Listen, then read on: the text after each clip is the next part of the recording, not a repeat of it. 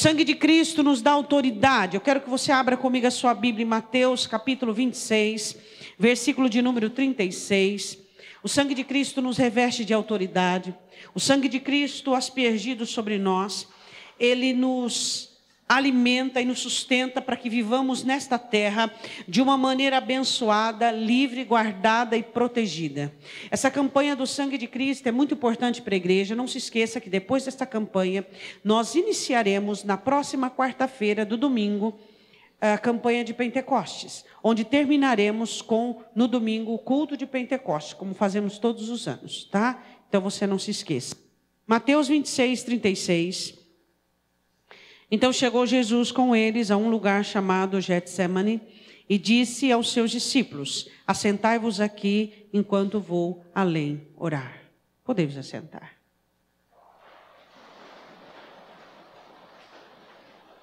Acabada a ceia, Jesus havia conversado com os discípulos.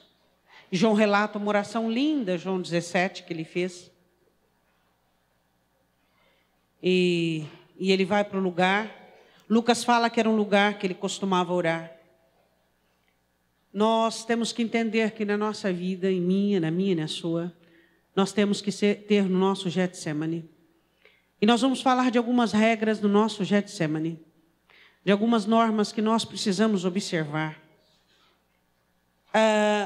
Getsemane era um lugar de oliveira, e ali estava sendo prensado a oliveira mais preciosa do reino dos céus. Dali ia sair o azeite que curaria todas as nossas feridas.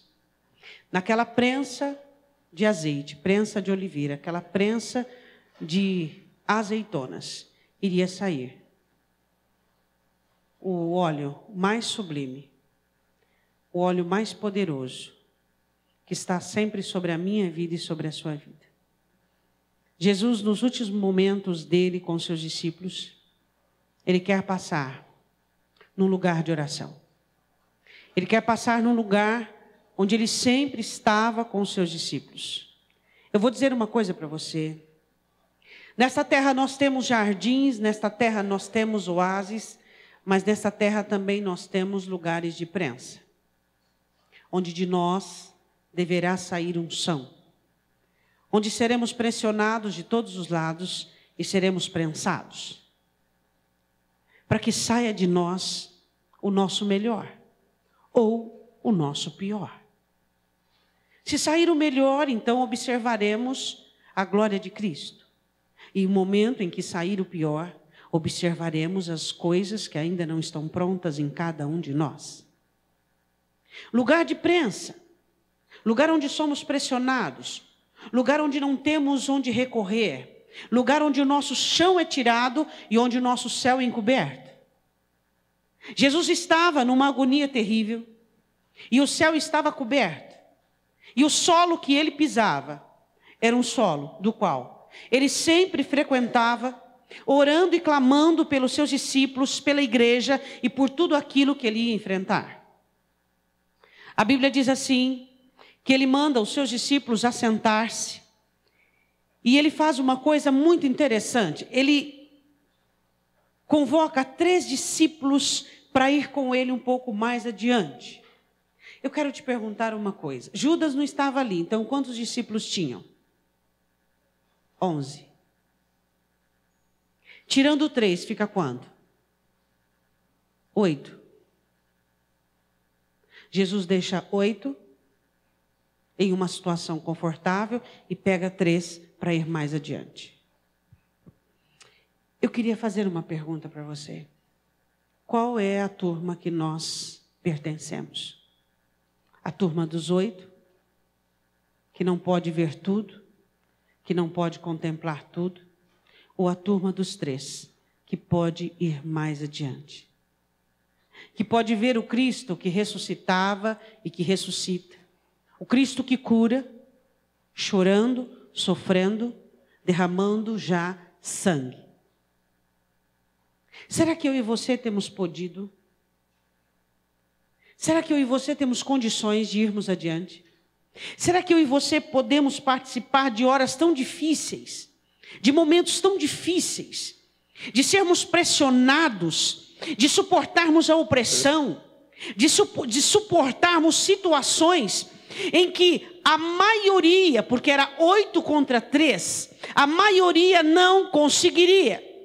Por que Jesus convoca os 3 para estarem mais adiante? Porque sempre haverá aqueles que estarão mais adiante. Sempre haverão aqueles que têm condições de estarem mais perto do sofrimento, mais perto da batalha, mais perto da guerra. Sempre haverá aqueles, sempre. Porque estes 3 foram aqueles que viram a sua glória. Quando o Senhor Jesus foi glorificado no monte, eles viram a transfiguração. Então os mesmos que viram a glória de Cristo agora viriam ele chorar, ele sofrer, o seu corpo estremecer. Jesus confia aquela cena e aquela visão aos 3. Você acha que os oito poderiam ver aquilo? Você acha que todas as pessoas conseguem contemplar o seu sofrimento, a sua dor? Conseguem contemplar a sua solidão, sua perturbação e continuar ao seu lado? O salmista Davi, profetizando sobre Jesus, disseram assim: zombaram de quem tu ferias. Muitos zombaram. Jesus jamais queria que um deles se perdesse ao ver uma cena tão íntima daquela. Será que eu e você estamos preparados para cenas íntimas? Hein? Quem somos nós? Qual é o nosso preparo? Qual é a nossa solidez? Será que nós somos capazes de sermos convidados para ir adiante? Será que eu e você somos tão sensíveis, tão frágeis, tão mobilizados pelas circunstâncias, que nós não conseguimos enfrentar não só a aflição, mas a solidão dela? Não só a tribulação, mas a perseguição dela. Não só a dor, mas o choro dentro dela. Mas as feridas, mas a visão, a ótica, a angústia, o sofrimento. Quantas vezes Deus quer nos levar mais adiante para que entremos a fundo do nosso Getsemane, mas nós não temos condições, somos daqueles da turma dos 8 e sempre temos que ficar distantes da realidade, distantes da verdade. Não podemos ser exprimidos, não podemos ser repreendidos, não podemos ficar sozinhos, não podemos enfrentar a solidão. Sempre temos que olhar à direita e ver alguém, sempre temos que olhar à esquerda e ver algo. Será que eu e você não somos capazes de não termos ninguém e de só contarmos com Ele? Hein?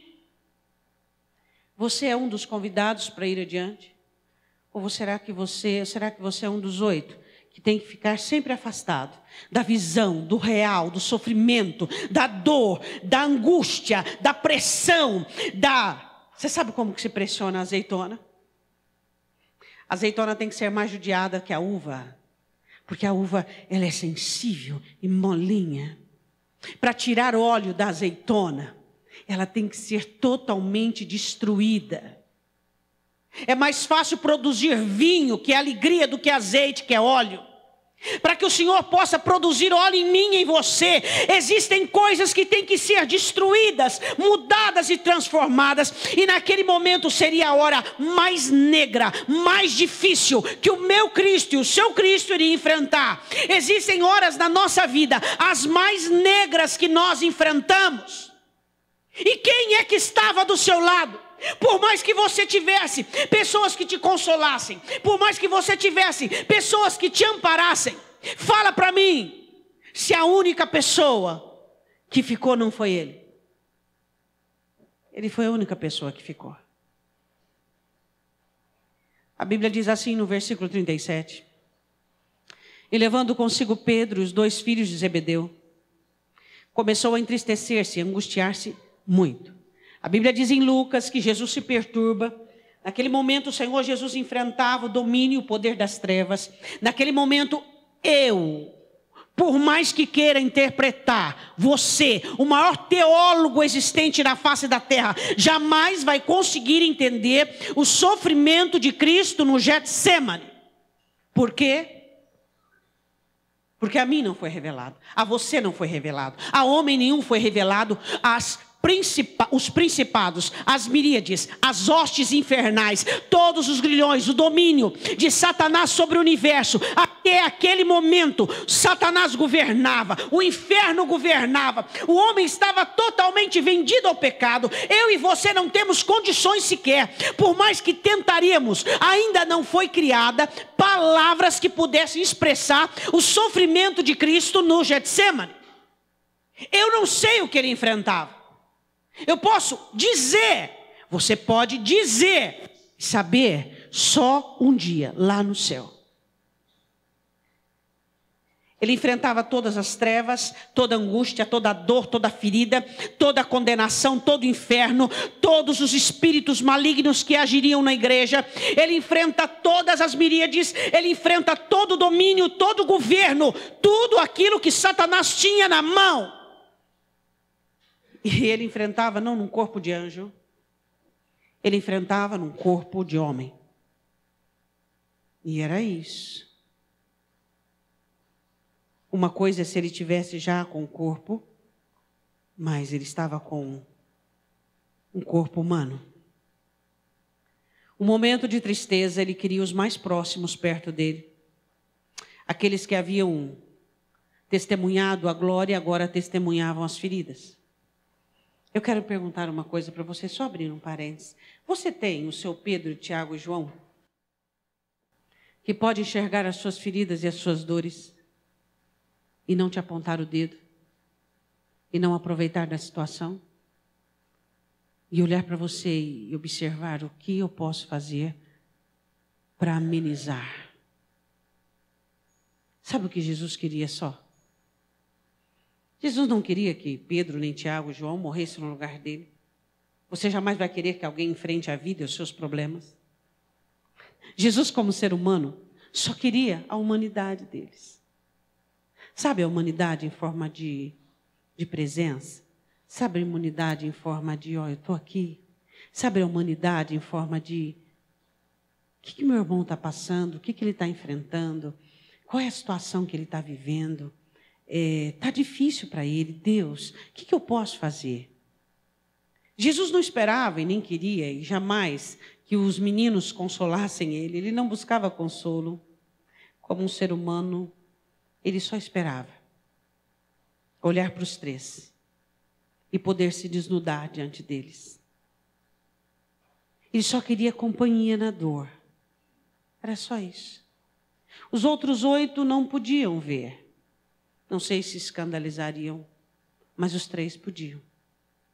Quem pode te ver nu, desnudado, frágil, fraco, débil, sozinho, tremendo, com medo, inseguro, e não tripudiar sobre você?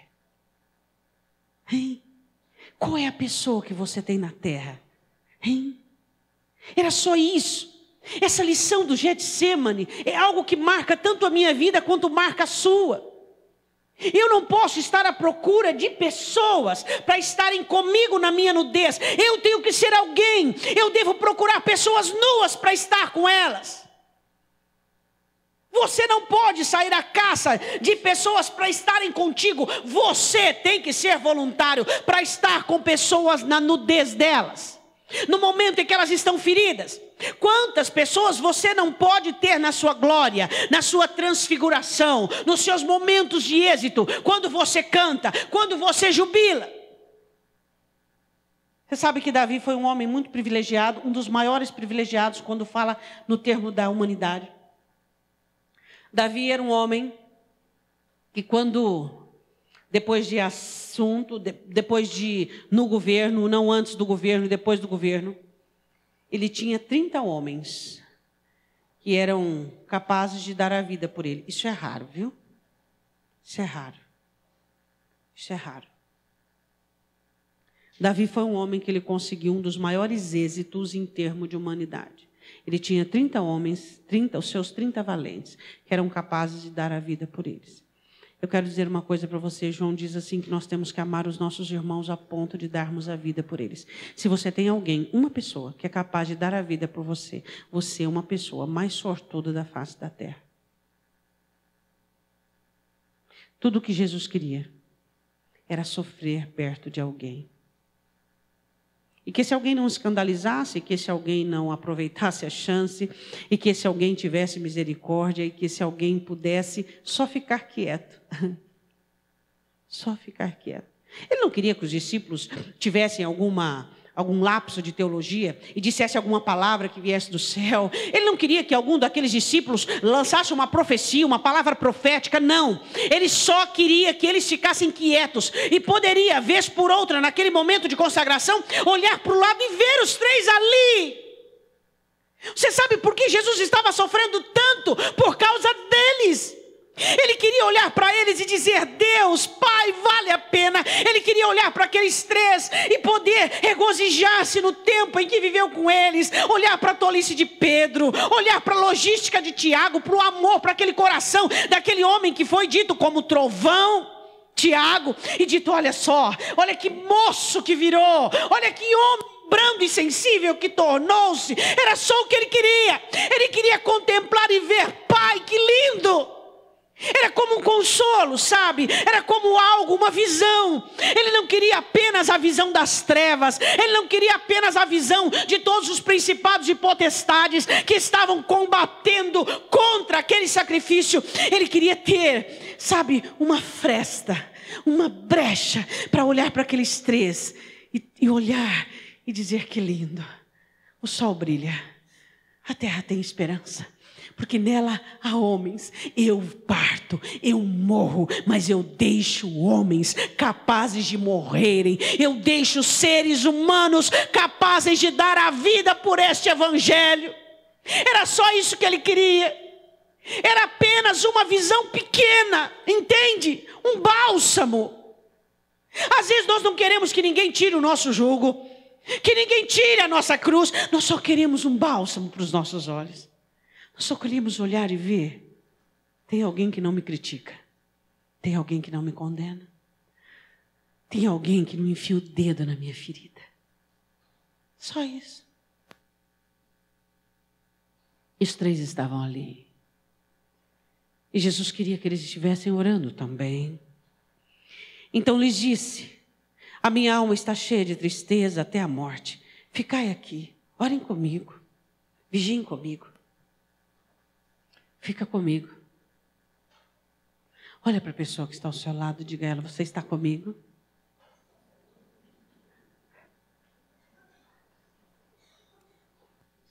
Você está comigo? Jesus desnuda a alma dele para os seus discípulos. Ele confiava nos 3. Você tem alguém na face da terra que você olha e diz assim para ele: você sabe, hoje eu passei um dia péssimo. Hoje eu duvidei que Deus me ama, eu duvidei que eu tenho chance, eu duvidei. Eu falei: Deus, o Senhor não quer nada comigo. Deus, você tem alguém para dizer isso? Você não quer que essa pessoa te dê uma aula e faça uma exegese de João 3? Você quer só que ela te olhe e faça assim. Ela já disse tudo. Só. Jesus desnuda a alma para os 3. Porque confiava neles, como não confiava em nenhum outro ser humano na face da terra. E ele desnuda a alma diante deles, e ali eles começam a contemplar um choro, um gemido, um pranto.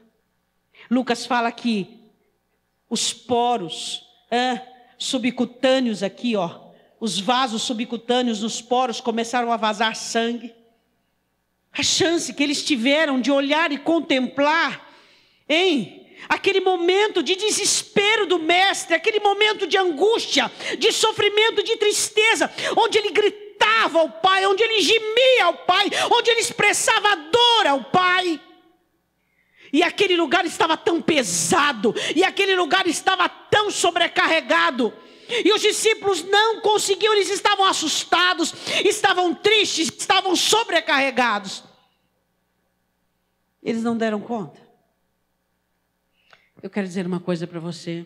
Se a humanidade que te ladeia não dá conta, saiba que a sua dará. Às vezes a humanidade que te ladeia não dá conta. Aquela pessoa que você ama, que te ama, ela não dá conta. Não dá conta de olhar seu sofrimento, não dá conta de acompanhar você, não dá conta, é demais, é demais, é demais. Mas a humanidade que o Senhor tem sustentado, aquele que Deus tem abençoado, sarado, aquele que Deus tem levantado, este tem dado conta que sou eu e é você. Naquele momento a palavra do Senhor diz assim, e indo um pouco mais adiante, ele vai um pouco mais adiante, prostrou-se sobre o seu rosto. Então havia 3 distâncias, a distância dos 8, a distância dos 3 e a distância de Jesus. Diga assim comigo, por mais que queiram estar no meu Getsemane, só você entrará nele. Só você, ninguém mais. Só você. Haviam 3 distâncias, a dos 8, a dos 3 e a de Jesus. Você tem sempre os 8, tem os 3 e tem a sua. Que é ali que você chora, ali que você pranteia, ali que você desnuda, ali que você põe os seus medos, ali que você fala, ali que você coloca, ali que vem tudo para fora, ali que você pranteia, ali que você fala, ali que você clama, ali que você é restaurado, ali que você é amado, ali que você é posto de pé. A Bíblia diz que Jesus foi um pouco mais adiante, e indo um pouco mais adiante, e prostra-se sobre o seu rosto, orando, dizendo, meu Pai, se possível, passa de mim este cálice. Jesus faz um pedido, e dentro deste pedido, um adendo. A morte, presta atenção no que eu vou dizer para você. Morrendo como santo, como filho de Deus, o sacrifício, a destruição do governo das trevas e tudo mais que você pensar aí de vitória, é considerado como um cálice. E não como um balde, uma caixa de água, um rio e um mar. Olhe para o seu irmão e diga, é só um cálice. Não ache que é um mar, que é um rio. O que eu estou passando é o tamanho do rio Nilo. O que estou passando é o mar Mediterrâneo. Não, é só um cálice. Se o dele foi cálice, o meu é gota. Sei lá o que é, a gente não dá nem para ver. É ou não é? Por que nós temos a mania de maximizarmos aquilo que estamos passando? Por que temos a tendência de transformarmos situações pequenas em situações gigantescas? É só um cálice. Ele olha e diz para o pai, pai, esse cálice era só um cálice. Ele fala sobre dor, morte, perseguição, sobre feridas, sobre arrancar o pecado, sobre vencer Satanás, sobre vencer trevas. Ele dá o nome de cálice. Rapidinho passa, rapidinho esvazia-se, rapidinho se vê o fundo. O que você está passando, e eu, não é um mar, não é um rio, não é nem sequer um balde. Não, o Senhor está contigo e você vai beber esse cálice. Ele diz, mas que não seja feita a minha vontade, Pai. Se possível, havia possibilidades daquele cálice não ser bebido? Não, porque por mim e por você, eu fui a impossibilidade de Cristo. Você foi a impossibilidade de Cristo. Foi impossível ele ter saído daquela situação por minha causa, por sua causa. Hoje para mim e para você não há impossíveis, porque eu um dia fui a impossibilidade dele. Quando ele diz, Pai, se possível, eu era, você era, nós somos a impossibilidade dele. Foi impossível ele não beber, porque eu precisava ser salva, você precisava ser salvo, nós precisávamos ser redimidos. É disso que nós falamos. Tudo que ele sofria era por nossa causa, era por minha causa e por sua causa. E ele orava e dizia: mas que não seja feita a minha vontade, mas a sua. Era só um cálice. O que você vai passar é só um cálice para beber. E você vai passar de cabeça erguida, porque o seu mestre bebeu o cálice. O cálice amargo de sangue por mim e por você. Então eu e você vamos passar as nossas crises, as nossas dificuldades, os nossos problemas como cristão, de cabeça erguida, fazendo aquilo que é de ser feito, aquilo que tem que ser feito. Voltando-se, versículo 40, para os seus discípulos, achou-os adormecidos e disse a Pedro: então nenhuma hora pudestes velar comigo? Uma pergunta. Aquele que viu a minha transfiguração, aquele que esteve com os olhos arregalados durante toda a noite da transfiguração. Você sabia que Pedro ficou com os olhos arregalados toda a noite da transfiguração, fazendo planos? Vamos fazer uma tenda. Vamos fazer uma tenda para mim, para o Senhor, para Elias. Vamos fazer uma tenda? Vamos fazer para Moisés? Vamos construir? Você vai encontrar muitas pessoas que estejam despertas, alegres, prontas a festejar, prontas a fazer planos de construção. Mas você encontrará poucas pessoas que conseguiriam ficar sequer acordadas na hora do teu sofrimento. Sabe o que eu quero falar de pessoas que estejam acordadas na hora do sofrimento? Sabia que dói? Dói. Dói em mim, dói em você. Pessoas que estão acordadas sabem que dói. Rejeição dói, decepção dói, traição dói. Ferida dói. Palavras machucam. Falta de gratidão dói. Dói. Pessoas que estão acordadas sabem que dói. Você sabe que dói? E Jesus olha e diz: nenhuma hora, é só pedir uma hora. Sabe qual é uma das minhas orações todos os dias? Que eu nunca deixe de ser humana. Que eu nunca deixe de saber que dói. Dói. Que você e eu nunca deixemos de ser humanos. Que você e eu sempre estejamos conscientes ao olhar para alguém, ao olhar para uma situação e saber: dói, dói, dói, está doendo muito. Aí Jesus pergunta: nenhuma hora pudestes velar comigo? Nenhuma hora. Por que Jesus pergunta para Pedro? Porque Pedro era sempre que saía adiante, sempre aquele que dizia, sempre aquele que se propunha, que estava sempre perto. Aquele que mais amava. Sabia que Pedro era o que mais amava Jesus? Mas tinha uma personalidade difícil que tinha que ser transformada. Jesus, na restauração de Pedro, diz: tu me amas, Pedro, mais do que estes? Sim, mais do que todos. Pedro amava Jesus mais do que todos. Era um amor muito grande. Mas grande também era a impetuosidade dele, grande também era a arrogância, grande também era o desequilíbrio, grande também. Isso tudo se misturava e saía como um turvilhinho. Pedro, ele não olha para João, ele não olha para Tiago, ele esperava de Pedro.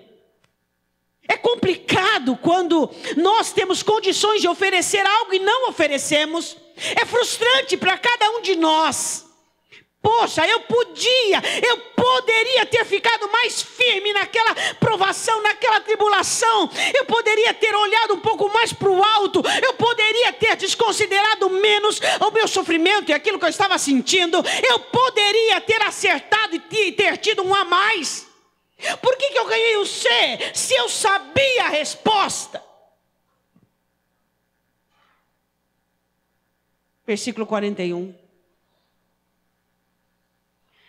Deixa eu falar uma coisa para você. Ele olha para os discípulos. 41. Vigiai e orai para que não entreis em tentação. Na verdade, o espírito está pronto, mas a carne é fraca.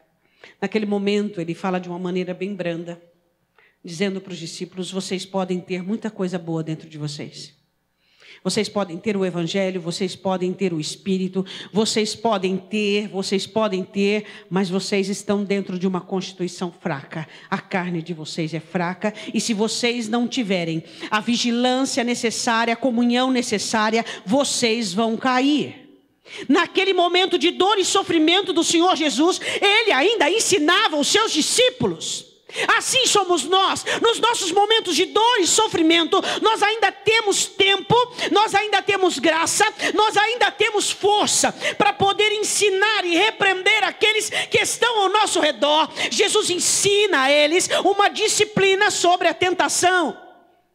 E diz: por mais que vocês sejam santos, por mais que vocês estejam comprometidos com o reino, a constituição, a carne é fraca. Não está, a minha é fraca, a sua é fraca, a nossa é fraca. Por isso a comunhão nos salva, a vigilância nos salva. Versículo de número 42, eu quero que você analise comigo. Que Jesus ora a segunda vez, ele ora 3 vezes. E orou dizendo: Pai meu, se este cálice não pode passar de mim, sem eu beber, faça-se a tua vontade. A oração mudou? Mudou ou não mudou? Lê o 39, vê se ela mudou. 39 é: Pai, se possível, afasta de mim esse cálice. A segunda oração, como é que foi? Qual que foi? Se este cálice não pode passar de mim sem eu beber, então me dê graça para isso. As nossas orações para Deus, as primeiras são de livramento. Me livra, me livra, me livra, me ajuda, me socorre, resolve, vai adiante de mim, desbarata. E ore, ore, ore, ore, ore, ore, e repreende Satanás, o diabo, o inferno, miríades, principados, potestades. A segunda. Tá. Se essa é a tua vontade, então me dá graça, porque eu quero passar como um crente. Se essa é a tua vontade, então me dá força, porque eu quero honrar o teu nome na face da terra. Jesus nos dá o exemplo. Por quê? Porque a primeira oração minha e sua é a resistência. É nós fazermos cair aquilo que é contra nós. Mas se percebemos que a vontade de Deus é aquela, o que nós fazemos? Se eu não posso passar sem beber, então que seja feita a tua vontade. Mas me dê graça, me dê força, me sustenta. Orar não é só você manifestar seus pedidos, suas necessidades de livramento. Orar também é você se entregar em sacrifício. Então me dê graça, então me fortaleça, então me ajude para aquilo que eu tenho que enfrentar. Se eu tenho que enfrentar, amém, eu vou passar, eu vou enfrentar, eu vou conseguir, eu vou lutar, eu vou vencer. Analise a diferença da primeira vez que ele ora e da segunda. A primeira ele pede que o cálice seja afastado, e a segunda ele diz: eu entendi que não pode ser passado, então me dê forças. Eu só quero a sua vontade. Deus espera que as minhas e suas orações não sejam apenas de uma consistência de petições de bebês, de crianças, de infantos, mas que sejam orações de gigantes. Então me dê graça, me dê força, porque eu vou passar por tudo aquilo que tu queres que eu passe. E Jesus volta a segunda vez para os seus. E voltando, versículo 43, achou outra vez adormecidos. Seus olhos estavam pesados. A primeira repreensão: o espírito está pronto, mas a carne é fraca, não foi suficiente. E agora vem a segunda repreensão. Ele os acha novamente adormecidos. Você, volta um pouquinho aí, no capítulo 8, dá para voltar? Fica aí, volta só um pouquinho no capítulo 8 de Mateus. Você lembra da tempestade? 8:25.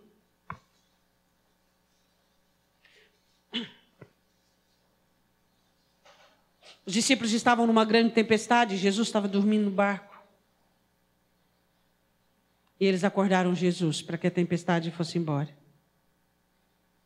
E Jesus os acorda a primeira vez, não para que a tempestade fosse embora, mas que apenas eles ficassem acordados naquele momento. Aquele que foi acordado para estar com eles, cansado da jornada, agora não pode ter uma hora do sono deles. Que coisa, hein? Quantas pessoas já estiveram acordadas, hein? Vamos ao exemplo da mãe da criança. A mãe, quando tem os seus filhos, fica acordada noites a fio, com todas as doenças dos bebês.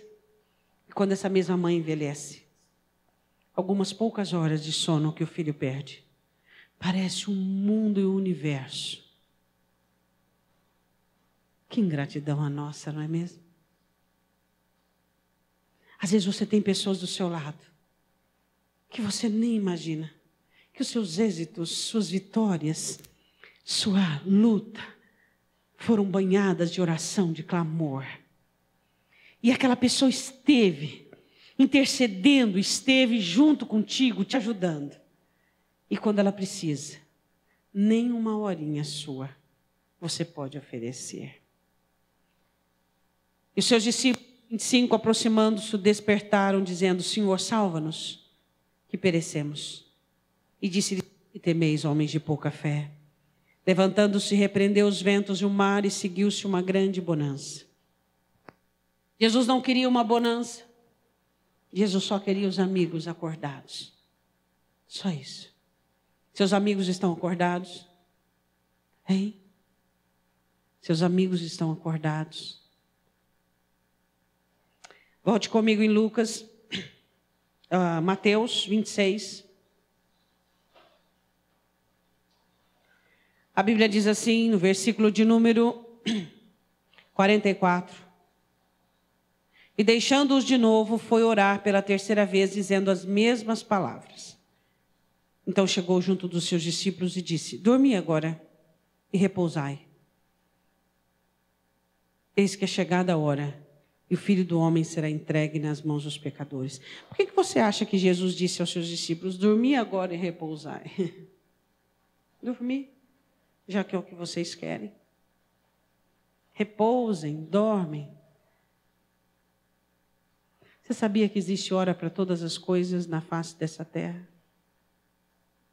Será que você está dormindo, sendo que deveria ser uma hora de você estar bem desperto, bem acordado?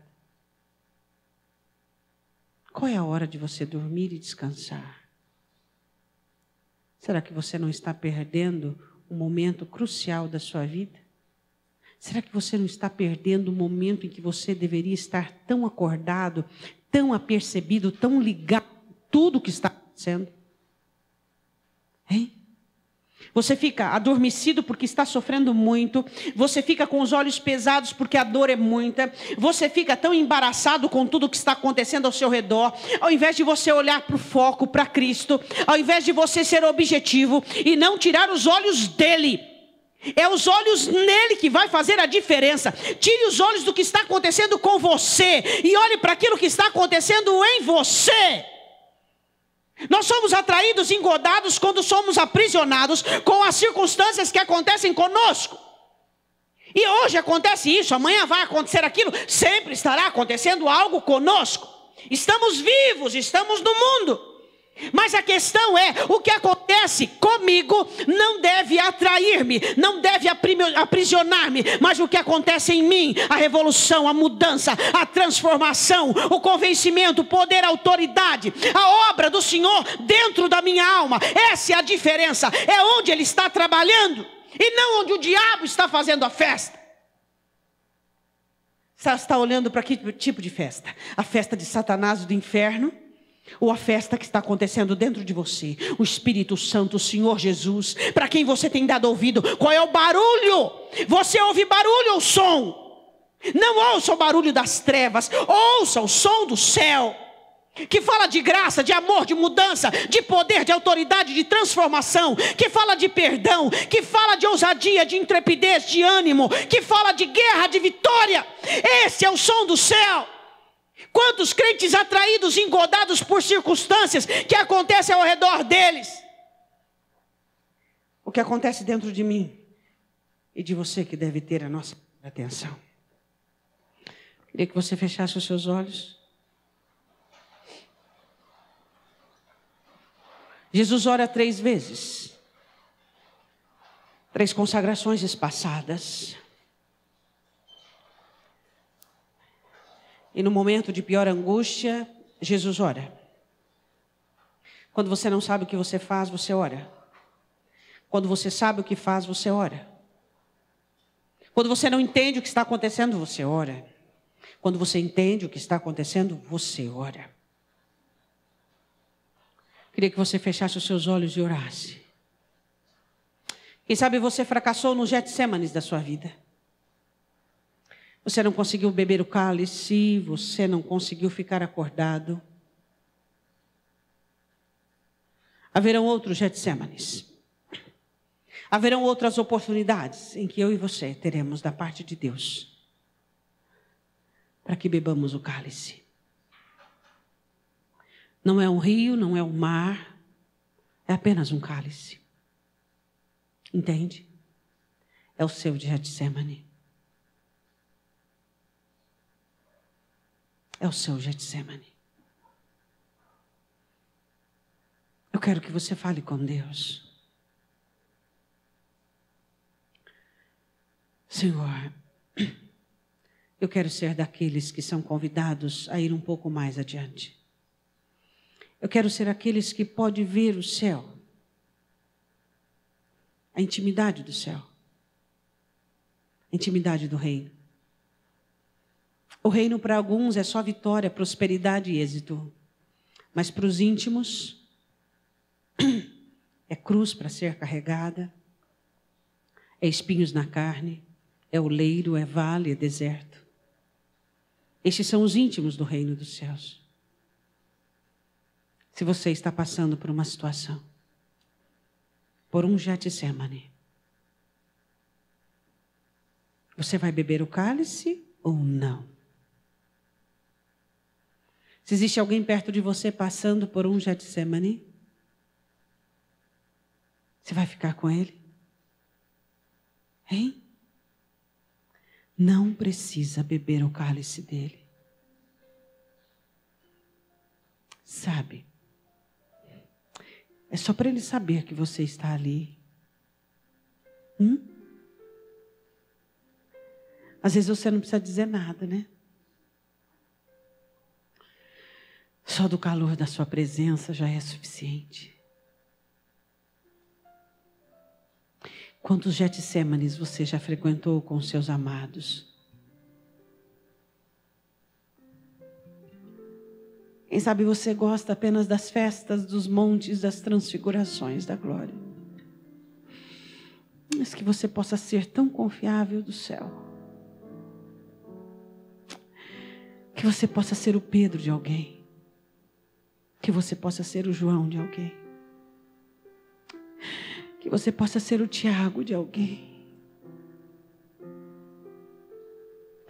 Que você possa estar do lado daqueles que passam por vales e por situações difíceis. Que você esteja tão acordado e tão desperto, olhando os sinais de quando eles precisam de água, de abraço, de lenço. Jesus ficou tão sozinho, tão sozinho, tão sozinho. Você sabe o que Deus fez? Mandou um anjo para fortalecer. Será que nós vamos precisar que anjos façam os papéis dos humanos? Será que eu e você seremos tão inúteis na vida dos outros? Que anjos terão que fazer as nossas funções? Que Deus me livre você de um anjo ter que tomar o seu lugar ou o meu. Que eu esteja aí você com o caído, com o prostrado, com o cansado, com o cego, com o enlaçado, com aquele que entra no Getsemane com as suas dores. Que em nós não exista nenhum meio de acusar, de apontar o erro de ninguém, de revelar o erro de ninguém. Não. Mas que nós sejamos exortadores, aqueles que levantam, aqueles que repreendem aquele que nós amamos. Quem sabe você nesta noite está no Getsemane. Será que você entende que é só um cálice? Quem sabe você nesta noite diz: pastora, que bênção, eu não estou no Getsemane, mas quem sabe quem você ama está. E você vai lá como um convidado, não é mesmo? Você vai lá como convidado.